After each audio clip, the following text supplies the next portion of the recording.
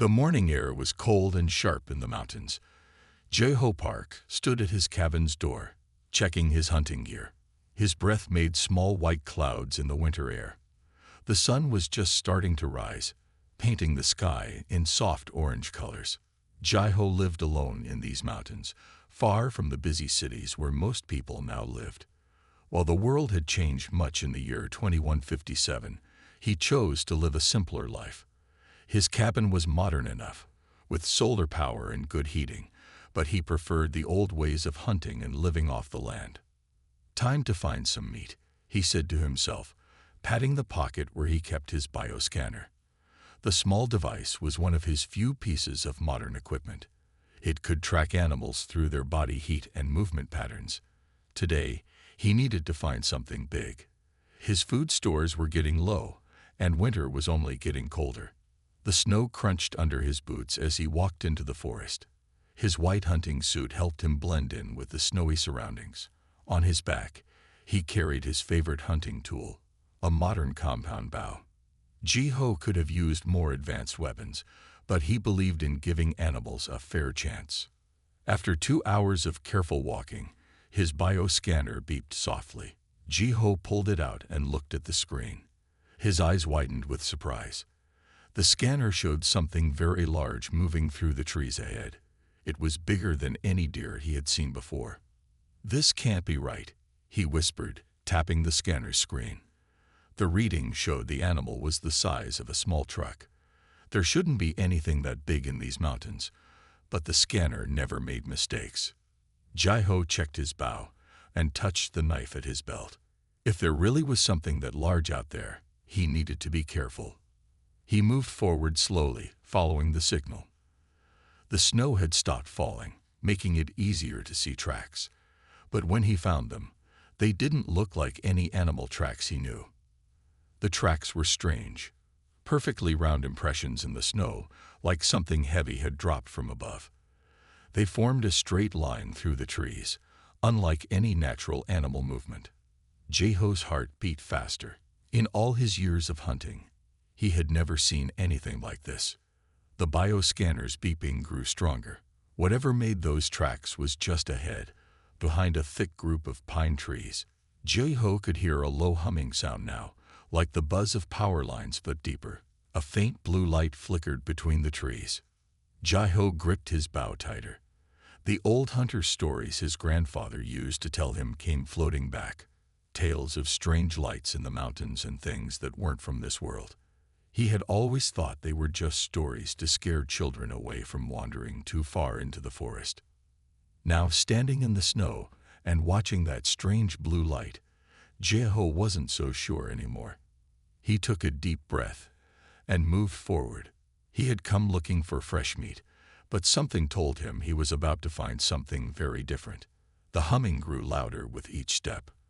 The bioscanner was now showing readings that made no sense, temperatures that changed wildly from extremely hot to freezing cold. Jeho's fingers felt numb on his bow, but it wasn't from the winter air. For the first time in many years, he felt truly afraid of what he might find in his forest. But Jeho Park was not a man who ran from the unknown. He took one more step forward, pushing aside a snow-covered branch. What he saw in the clearing ahead would change his life forever. In the clearing ahead, Jeho saw something that looked like a small silver egg, half buried in the snow. It was about the size of his cabin's bathroom, with a smooth metal surface that seemed to change color as he looked at it. Blue light pulsed from several cracks in its shell, matching the humming sound he had heard. Jeho lowered his bow, but kept it ready. The object was clearly not natural, but it didn't look threatening. As he got closer, he could see that it was some kind of vehicle or pod. Part of it was damaged, with pieces of strange metal scattered in the snow around it. "Hello," he called out, feeling a bit foolish. "Is anyone there?" The humming changed its tone slightly, becoming higher-pitched. A section of the pod's surface suddenly became clear, like a window appearing in the metal. Through it, Jeho could see movement inside. Taking a deep breath, Jeho moved closer to the window. What he saw made him step back in surprise. Inside the pod was a being made of what looked like living crystal. It was roughly human-sized, but had no clear front or back. Instead, light moved through its crystalline body in complex patterns, creating shapes that somehow reminded Jiho of facial expressions. The crystal being seemed to be trapped. Part of the pod's interior had collapsed, pinning it against the far wall. As Jiho watched, the being's light patterns changed to a rapid, pulsing red. Even without understanding the meaning, Jiho could tell it was a sign of distress. "You're hurt," he said, more to himself than the being. The hunter in him knew that trapped and injured creatures were dangerous, but something about this one seemed different. The light patterns had a kind of intelligence to them that he couldn't ignore. Jiho looked around the pod, finding what appeared to be a door mechanism. It was damaged, but not completely broken. Using his hunting knife as a lever, he managed to force it open. Cold air rushed into the pod, and the crystal being's lights flickered rapidly. The interior of the pod was smaller than it looked from outside.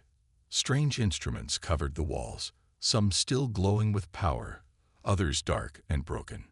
Jiho carefully stepped inside, watching the crystal being for any sudden movements. To his surprise, the being's lights changed to a soft green color. A feeling of gratitude suddenly filled his mind, though he hadn't heard any words. The creature was somehow communicating directly into his thoughts. "I'm going to help you," Jiho said slowly, pointing to himself and then to the debris pinning the being. "But you must stay calm." More green lights flickered through the crystal body, and Jiho felt another wave of grateful thoughts. He began carefully moving the broken pieces of the pod's interior. The metal was surprisingly light, though some pieces were sharp enough to cut through his thick gloves. It took almost an hour of careful work, but finally, Jiho managed to free the crystal being. It moved slowly, testing its freedom, lights swirling through its body in complex patterns. Jiho noticed that part of its crystalline form was cracked, though no pieces had broken off. The temperature was dropping rapidly as the sun began to set. Jiho knew that staying in the damaged pod overnight would be dangerous, even for a creature made of crystal. He pointed toward the direction of his cabin. "My home is not far," he said clearly, making walking motions with his fingers. "You can rest there until we figure out what to do next." The crystal being's lights pulsed slowly, and Jiho felt a mix of uncertainty and trust in his mind. Then, to his amazement, the being floated slightly off the pod's floor, hovering at about waist height. It moved toward him, stopping at his side like an obedient dog. Jiho couldn't help but smile. He had come out hunting for fresh meat, and instead found what might be the first alien visitor to Earth. As they started the trek back to his cabin, snow began falling again, covering their tracks and the pod behind them. The walk back to Jiho's cabin took longer than usual. The crystal being moved slowly, stopping often to examine trees, rocks, and even snowflakes with great interest. Its lights changed color each time it discovered something new, creating beautiful patterns that reflected off the snow.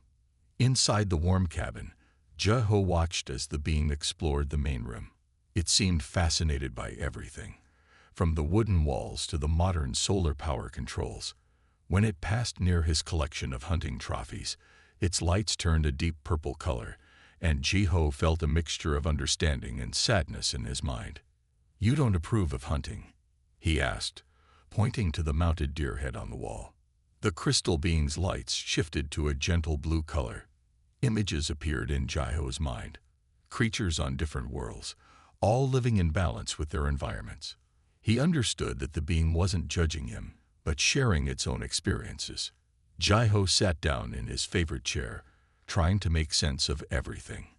"We need to be able to talk better," he said, tapping his head.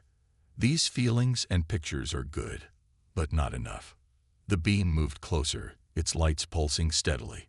Suddenly, Jiho's tablet computer, which had been sitting on a nearby table, turned on by itself.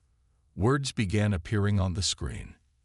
"I am learning your language from your devices. I am called Lumina in your words. I study life on different worlds." Jiho picked up the tablet. amazed. Lumina, he said the name out loud. I am Jeho Park. More words appeared. Thank you for helping me, Jeho Park. My ship was damaged when it hit your planet's magnetic field. I was studying your world's weather patterns when the accident happened. Are there others like you coming to help? Jeho asked. Yes, Lumina wrote. But they must be careful. My people believe first contact should happen naturally, like this. Not with big ships and official meetings. Jeho nodded, understanding. It was like his own preference for living away from the busy cities. Sometimes, smaller and simpler was better. Are you hungry? He asked, realizing he had no idea what a crystal being might eat. Do you need anything? Lumina's lights sparkled with what seemed like amusement. I absorb energy from light and electromagnetic fields, appeared on the tablet. Your solar power system is very helpful. The crack in my form will heal slowly with enough energy. As the evening went on, they continued to talk through the tablet. Jeho learned that Lumina's people had been watching Earth for a long time, studying how humans lived with their environment.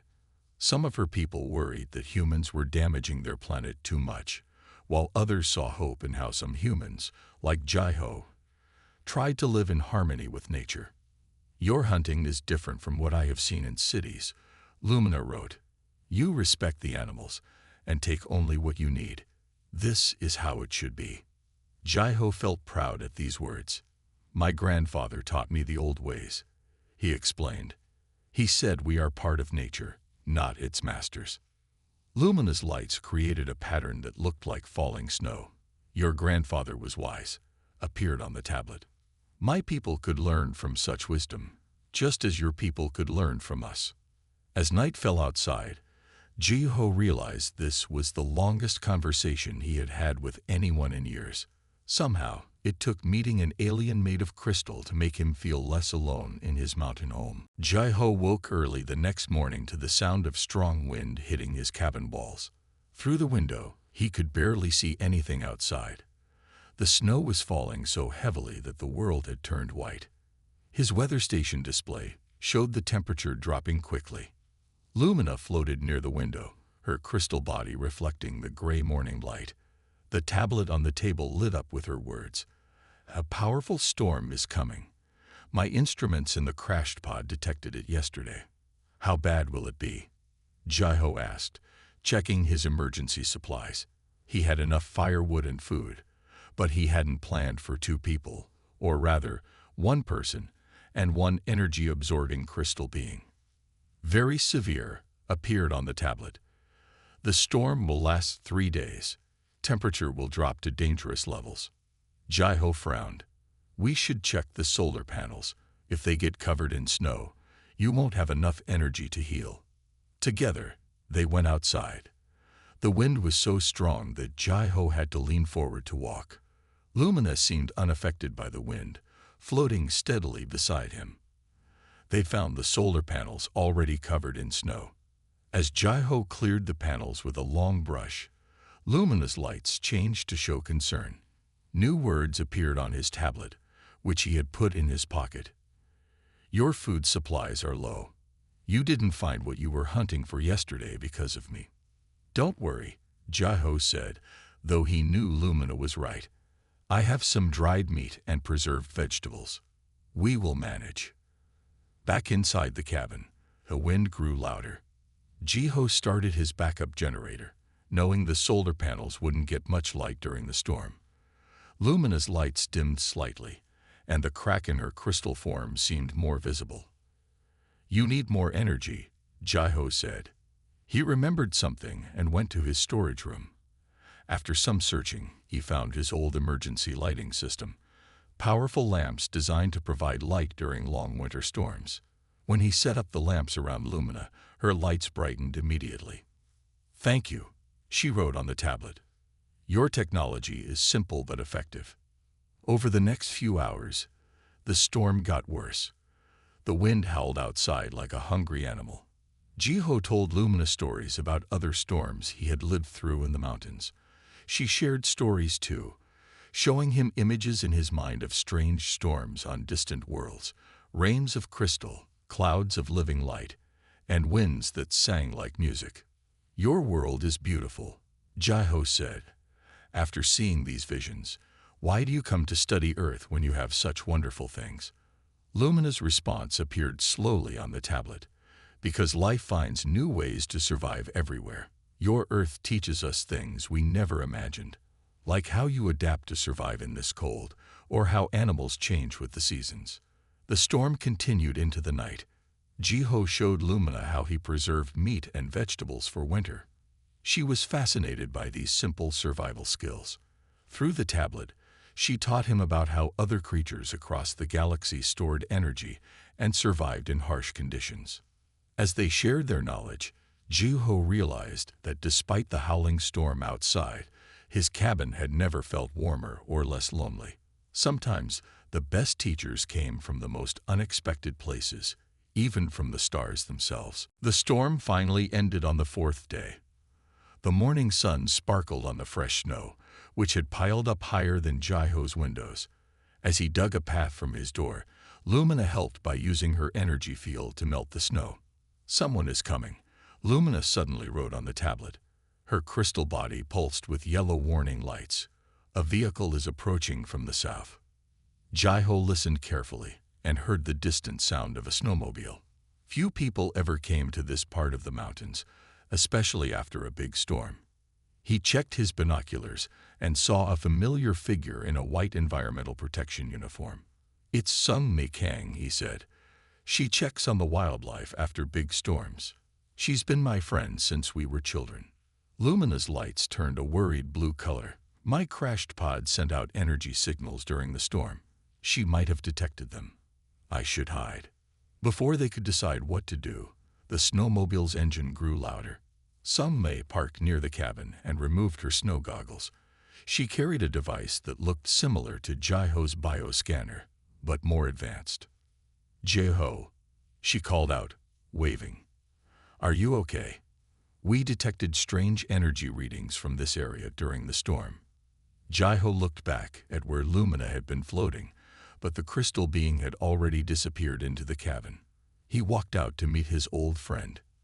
"I'm fine," he said. "The storm was bad, but I had enough supplies." Sung Mi looked at her device with a frown. "The readings are stronger here. Jai-Ho, has anything unusual happened lately? Any strange lights or sounds?" Jai-Ho thought carefully about what to say. He had known Sung Mi since they were both young, playing in these same mountains. She had always loved the forest as much as he did. But could he trust her with a secret this big? "Why do you ask?" he said, trying to sound casual. "Because these energy patterns match nothing on Earth," she said, looking straight at him.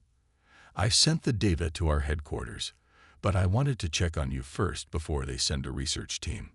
Jai-Ho's heart beat faster. A research team would surely find the crashed pod, and then Lumina would be discovered. He remembered how she said her people wanted first contact to happen naturally, not through officials and scientists. Inside the cabin, a soft blue light pulsed once. Jai-Ho saw Sung Mi's eyes widen as she noticed it through the window. Before she could speak, the tablet in Jai-Ho's pocket lit up with new words. "Tell her the truth. I sense she has a good heart like yours." Jai-Ho took a deep breath. "Sung Mi," he said quietly, "if I show you something, will you promise to keep it secret? At least for now." Sung Mi looked at her friend's serious face and nodded slowly. "Of course," she said. "We've kept each other's secrets since we were children." As Jai-Ho led her toward the cabin door, he hoped Lumina was right about trusting her. Everything would change once he opened that door. When Sung Mi entered the cabin, she stopped suddenly in the doorway. Her eyes widened as she saw Lumina floating in the middle of the room, the crystal being's body glowing with gentle blue and green lights. "Hello," Sung Mi Kang appeared on Jai-Ho's tablet, which he held out for her to see. "Please don't be afraid. I am called Lumina." Sung Mi looked from the tablet to Lumina, then to Jai-Ho. She took a deep breath and closed the cabin door behind her. "This is what was causing the energy readings," she said quietly. It wasn't a question. "Yes," Jai-Ho said. I found her crashed ship during the hunting trip before the storm. She was hurt, so I helped her. Sung Mai sat down slowly in a chair, still watching Lumina with amazement. The research team will be here in 2 days, she said. They're bringing special equipment to find whatever was causing the energy signals. Lumina's lights turned a worried purple color. New words appeared on the tablet. My people are also searching for me. They are close now, but they must be careful not to be detected by your world's satellites. We need to make a choice, Jai-Ho said. If the research team finds the crashed pod or Lumina, it will change everything. The whole world will know about her people before they're ready. Sung Mai was quiet for a moment, thinking. Then she pulled out her official tablet and started typing. I'm sending a report saying the energy readings were caused by damage to an old weather station during the storm, she said. That should give us some time. Jai-Ho felt relief flood through him. You'll help us. Of course, Sung Mai said, smiling. Do you remember when we were children and we found that injured eagle? Everyone said we should call the authorities, but we took care of it ourselves until it could fly again. Lumina's lights created a pattern that looked like falling stars. You are both very kind, appeared on the tablet. My people can reach me tomorrow night, but we must move the crashed pod. It cannot be found. I know a cave high in the mountains, Sung Mai said. It's hard to reach, and my department's sensors don't cover that area. We can hide the pod there. They spent the rest of the day making plans. Sung Mai would use her official vehicle to block any new scans of the area. Jai-Ho would guide them to the crash site through paths only hunters knew. Lumina would use her remaining energy to help move the pod. As they worked, Jai-Ho noticed how easily Sung Mai and Lumina began working together. They were very different. A human environmental officer and a crystal being from another world, but they shared a deep care for protecting nature and keeping peace. That night, as they finished their planning, Sung Mai looked out the window at the stars. I always hoped we weren't alone in the universe, she said softly. But I never thought I'd have to keep it secret. Sometimes the best way to protect something special is to let it stay hidden, Jai-Ho said, remembering all the secret beautiful places in his mountains that only he knew about. At least until the right time comes. Lumina's lights glowed warmly, and her message appeared on the tablet. The right time will come soon. Your world is almost ready. Until then, I am lucky to have found such good friends to trust. Moving the crashed pod to the mountain cave took most of the next day. Sung Mai used her snowmobile to make false trails leading away from the real path, while Jai-Ho and Lumina worked together to move the pod. Lumina's energy field made the pod lighter, but it was still difficult work in the deep snow. As the sun began to set, they finished hiding the pod under a pile of snow and branches. Lumina's lights had grown dimmer from using so much energy, but the crack in her crystal form had almost healed. My people will arrive in 3 hours, appeared on the tablet. They will come quietly, using the darkness for cover. Jai-Ho and Sung Mai sat with Lumina in the cave, watching the stars appear one by one in the darkening sky. The crystal being floated between them, her lights creating gentle patterns that reflected off the cave walls. Before I leave, Lumina wrote, I want to give you something. Her body glowed brightly for a moment, and 2 small crystals appeared, floating in the air. They were each about the size of Jai-Ho's thumb, clear as water, but with a faint blue light inside them. These crystals contain knowledge from many worlds, the tablet showed. They will help you protect these mountains and the life here. They also contain a way to send messages to me across the stars. Sung Mai took one crystal carefully in her hands. It felt warm, like sunlight on a spring day. Will your people really come back someday? She asked. To meet all of us officially? Yes, Lumina wrote. What I have learned from you both will help convince my people that humans are ready. You live simply but understand complex things. You keep secrets when needed but know when to trust. These are signs of wisdom.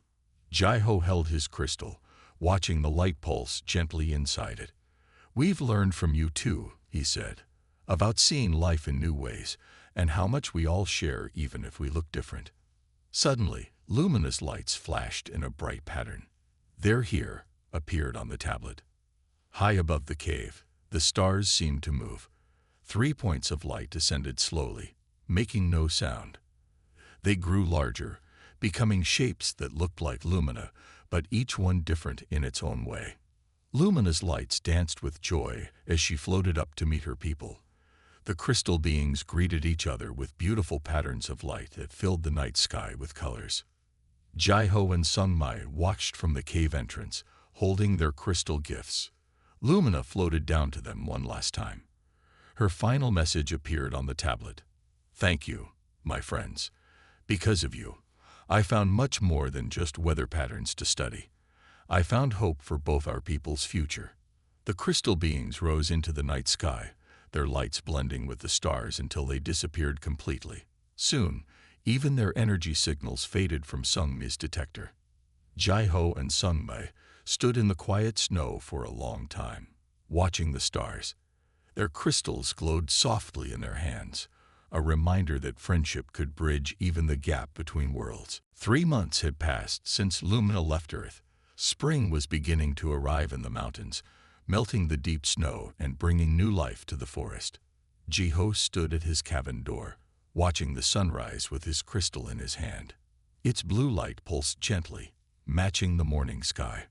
The crystal had taught him many things. He now knew better ways to track animals without disturbing them. He learned how to find plants that could heal sick wildlife.